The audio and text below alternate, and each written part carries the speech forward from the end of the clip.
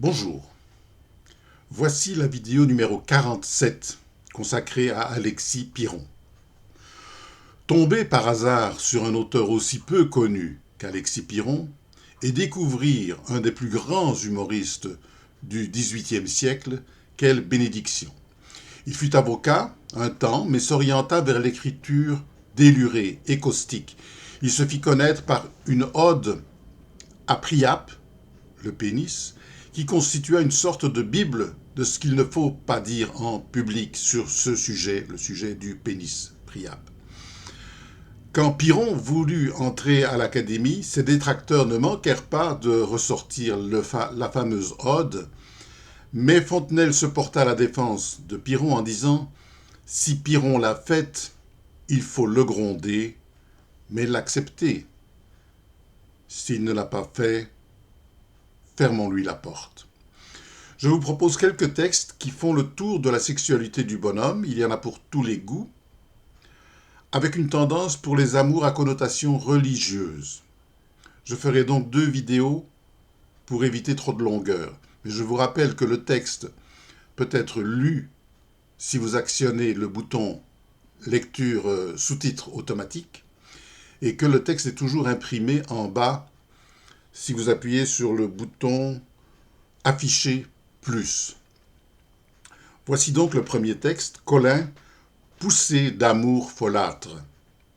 Colin, poussé d'amour folâtre, regardait à son aise un jour les jambes plus blanches qu'albâtre de rose, objet de son amour. Tantôt il s'adresse à la gauche, tantôt la droite le débauche, je ne sais plus, dit-il, laquelle regarder. Une beauté égale fait un combat entre elles. Ah, lui dit Rose, ami, sans plus tarder, mettez-vous entre deux pour finir leur querelle. Le deuxième est un texte qui s'appelle « Certaines abbés se manuelisaient ». Se manueliser, ça veut dire utiliser sa main à des fins érotiques. Certains abbés se manuelisaient tous les matins, pensant à sa voisine.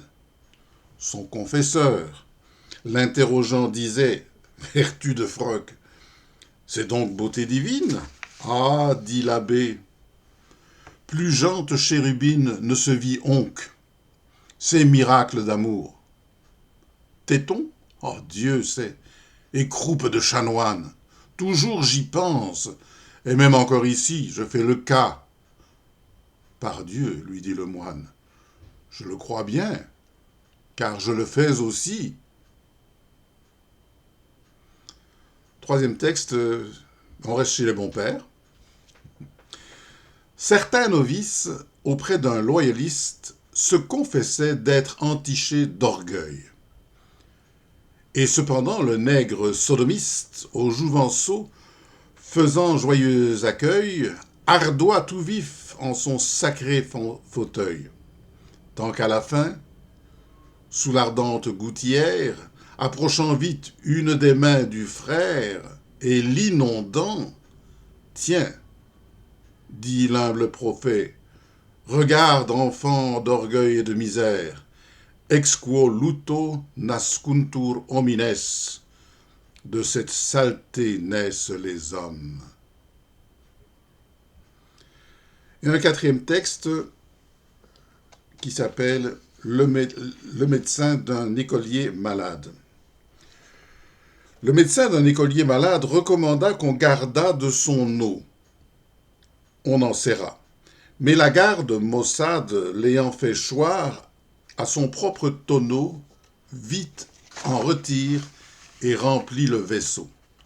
Le docteur vient et dit « Ce sont eaux claires de femmes grosses, on ne m'y trompe guère. » La garde rit. Le docteur se défend. Lors, l'écolier, j'ai bien dit au père qu'il me ferait tôt ou tard un enfant.